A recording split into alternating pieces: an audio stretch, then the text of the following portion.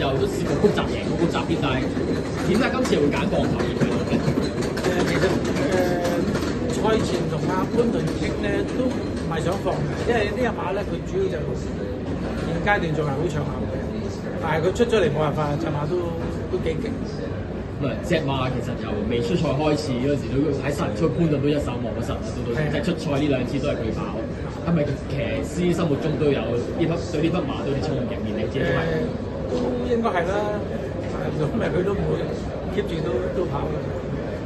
上一場佢田草嘅，你又係咪喺即係你預期，即係比你預期先失望咧？都係，因為即係佢好似斷得比較快啲。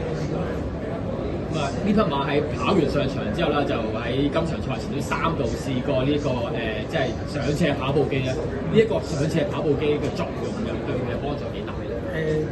都係一個輔助嘅運動。咁即係未係證明好多嘅，不過但係始終有一個輔助運動係有幫助。佢個跑步機上斜其實係咪都某程度上係幫助到啲肌肉量嘅事？應該。日後會點樣安排開心3個部署咧？都係 keep 住繼續跑咯，希望睇下發唔發到啲4歲。再一次恭喜晒，各位，恭喜晒 ，thank you。